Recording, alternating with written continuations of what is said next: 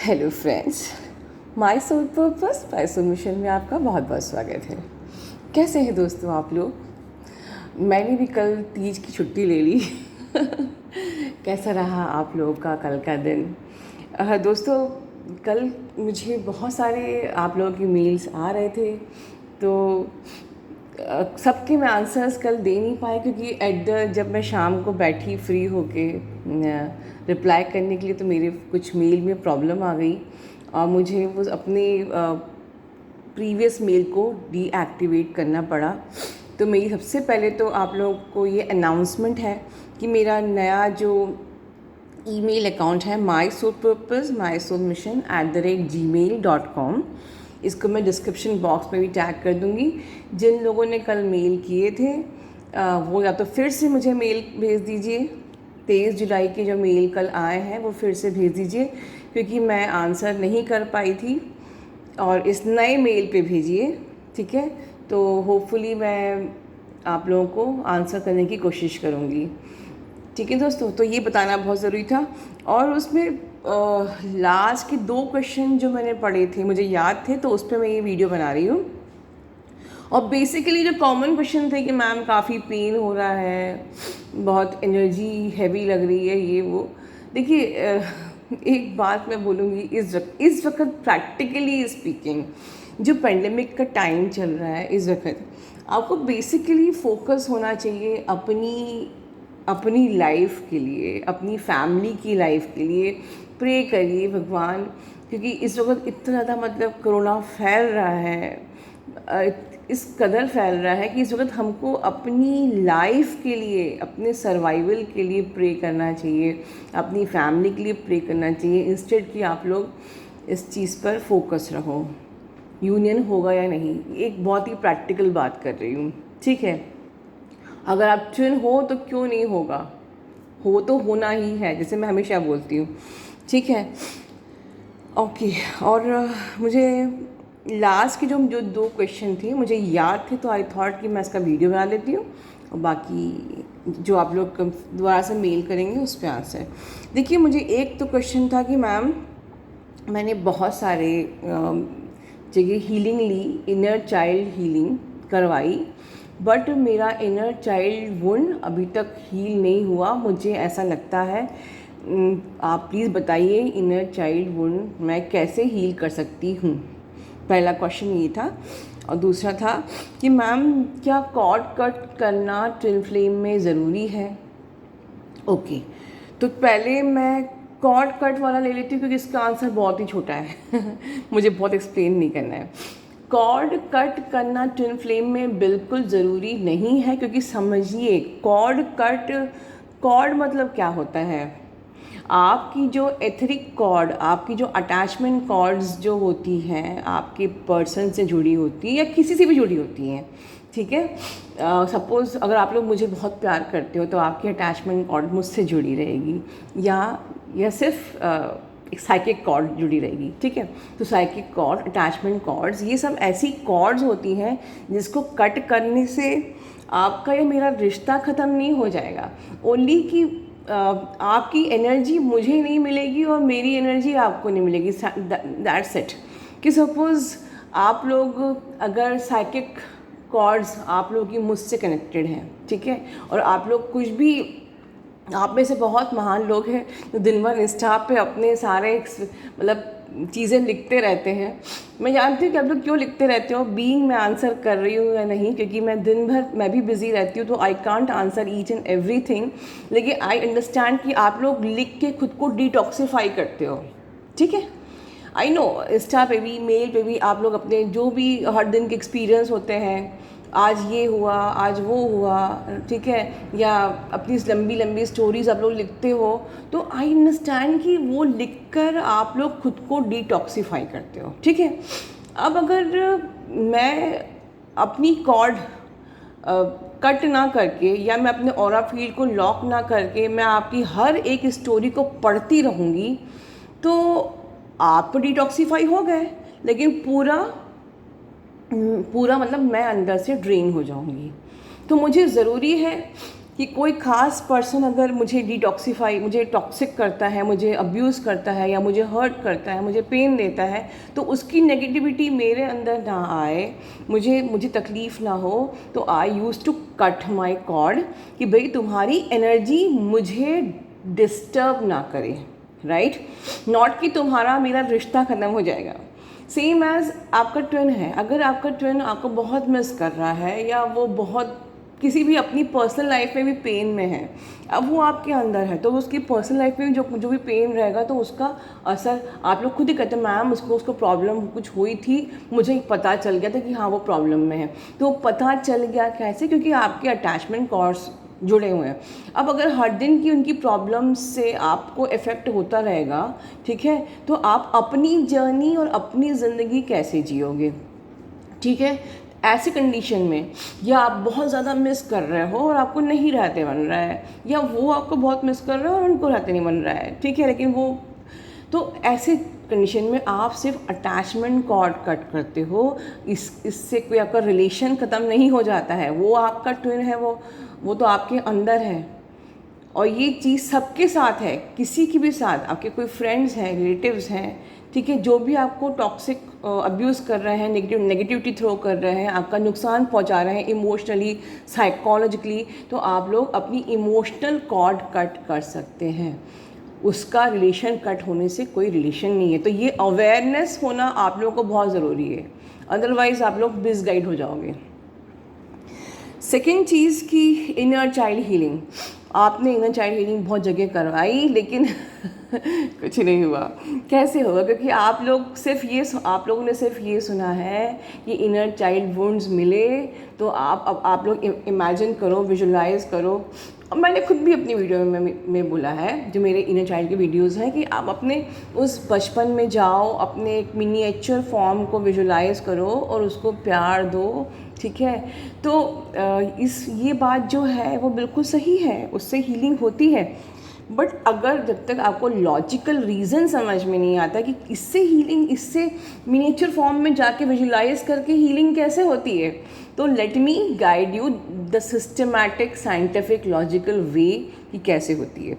क्या होता है कि किसी ने आपको कुछ कहा, ठीक है, कि तुम बुरी हो, तुम मोटी हो, तुम डार्क हो, तुम यू आर नॉट वर्थ, ठीक है, आपको कुछ बुरा बोला या आपके साथ कुछ अब्यूज़ किया, वो आपके रिकॉर्ड हो गया।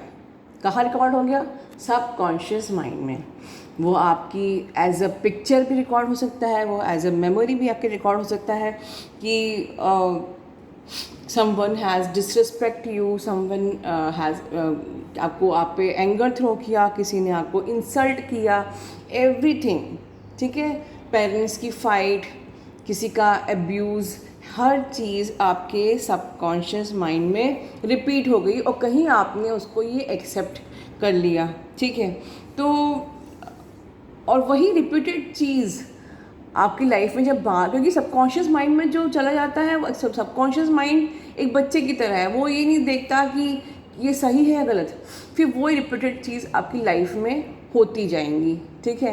एंड वन फाइन डे आप खुद को कंफर्म कर लोगे कि yes, I am not good, I am not worth, मैं प्यार के काबिल नहीं, मैं प्यार डिज़र्व नहीं करती हूँ, क्योंकि मैं ऐसी हूँ, क्योंकि मैं वैसी हूँ, इतने सारे।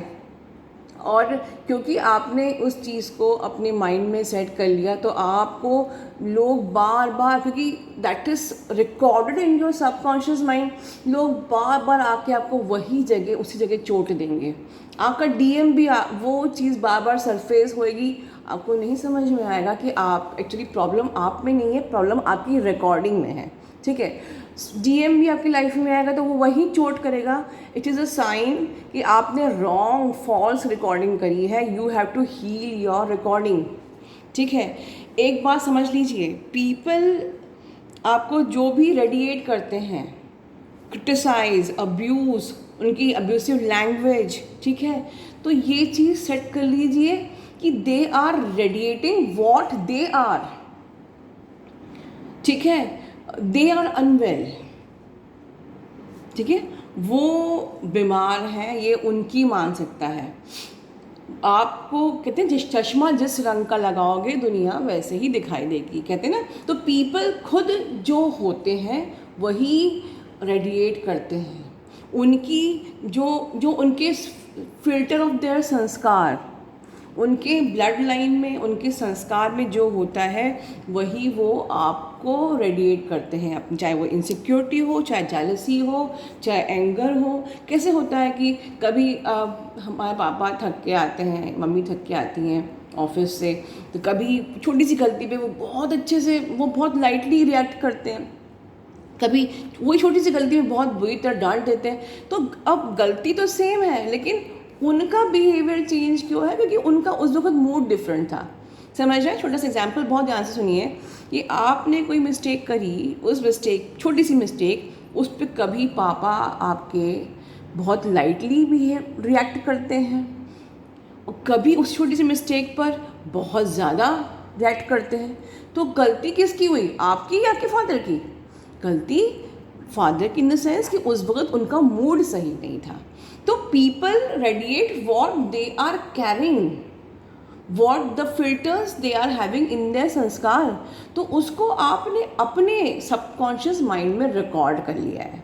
तो इनर चाइल्ड हीलिंग क्या होती है? अब अपने सबकॉन्शियस माइंड की आपको रीप्रोग्रामिंग करनी है। ठीक है, आपको किसी भी हीलिंग लेने की ज़रूरत नहीं, किसी से भी।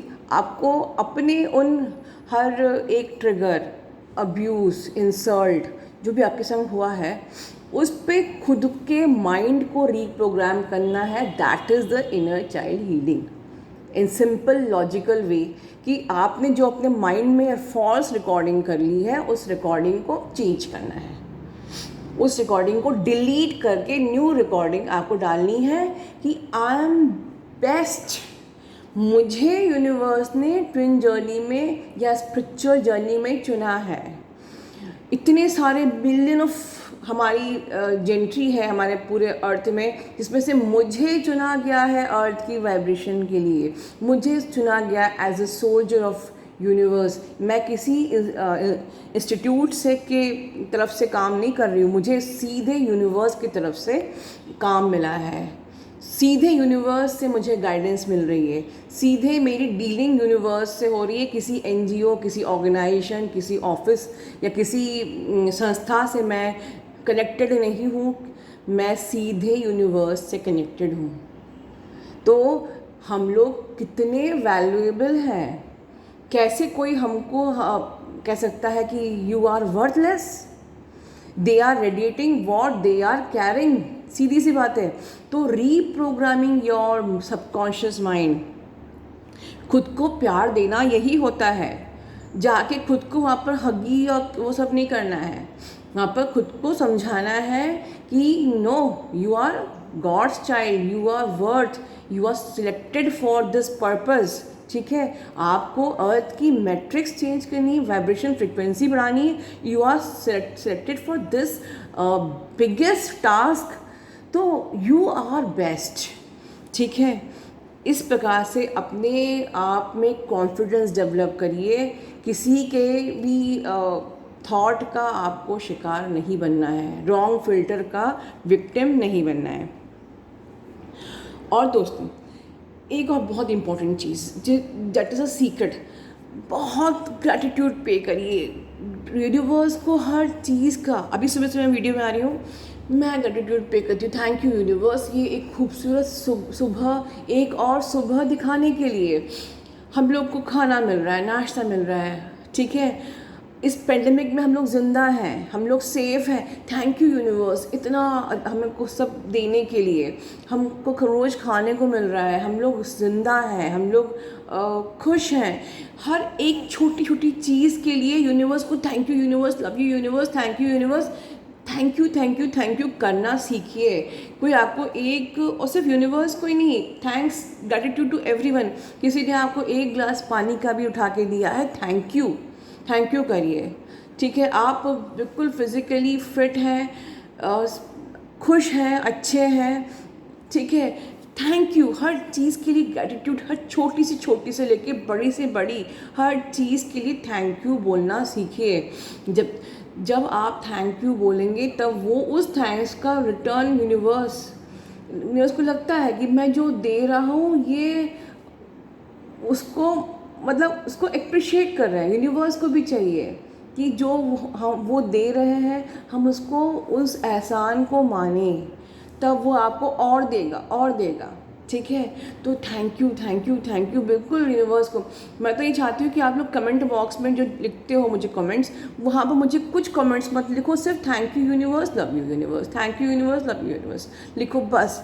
ये इतना लिखना और इतना बोलना ही आपकी वाइब्रेशन को इतना हाई कर देता है दोस्तों, कि जितने भी पेन्स जो मुझे आए थे मेल्स, पेन हो रहा है पेन हो रहा है, पेन ख़त्म हो जाता है, लिटरली ख़त्म हो जाता है when you pay gratitude for each and every small thing to universe and to everyone. जो भी आपके लिए कुछ करता है उसके लिए उसको ग्रैटिट्यूड पे करिए, thank you thank you thank you thank you. ठीक है, और याद रखिए दोस्तों, हमेशा जैसे मैं अजपा जाप की बात करती हूँ, क्योंकि बात हो रही है आप लोगों की कि मैडम बार बार पेन होता है, अपनी वाइब्रेशन को इतना हाई कर लीजिए कि वो पेन आपको नहीं होए। एक बात याद रखिए कि आपकी डेथ अनसर्टेन है, ये कभी भी आ सकती है, इसीलिए मैं कहती हूँ अजपा जाप करो। द लास्ट ब्रेथ, अगर आपने अपनी लास्ट ब्रेथ में भी ईश्वर का नाम लिया हुआ होगा, क्योंकि अगर आपकी हैबिट है, आपकी हैबिट होगी सुमिरन करने की, तो आप हर वक्त आपके लास्ट ब्रेथ के वक्त भी आपका नाम, भगवान का नाम निकलेगा। अगर आप ओम नमः शिवाय होते तो आप आखिरी सांस में भी आपके ओम नमः शिवाय निकलेगा। तो उसका फ़ायदा क्या है, आपकी लास्ट ब्रेथ में भी भगवान की वाइब्रेशन होगी। मतलब आप अपना ये जन्म तो कल्याण कर ही रहे हो, अगर आपका नेक्स्ट लाइफ है तो वो भी आपने बिल्कुल सुधार लिया, समझ लीजिए। इसलिए अजपा जप का मतलब ये नहीं होता है कि दिन भर मैं आपको ये सिखा रही हूँ कि भगवान में आप बस रहिए और लाइफ में अपनी लाइफ एंजॉय नहीं करिए, ऐसा नहीं है। हमको सिर्फ 1 घंटा अपना स्पिरिचुअल प्रैक्टिस करके बाकी 23 आवर्स अपनी लाइफ में ही फोकस रहना है। ठीक है, अपनी करियर, अपनी ग्रोथ, अपनी फैमिली, ठीक है, लेकिन हमको भगवान को अपनी हर सांसों में रखना है, जिससे कि जिस पल हमारी आखिरी सांस होगी हम हाई वाइब्रेशन के साथ भगवान के साथ अपने इस शरीर को छोड़ेंगे, जिससे हमारा नेक्स्ट लाइफ भी सुधर जाएगा। ठीक है दोस्तों, इसी के साथ मैं ये वीडियो यहाँ ख़त्म करती हूँ। अपना ध्यान रखिए, love you all, God bless you all. और कोई भी क्वेरीज़ हो मेरे नए ईमेल पे आप लोग लिखिए, एंड कमेंट बॉक्स में thank you universe, love you universe, God bless you all.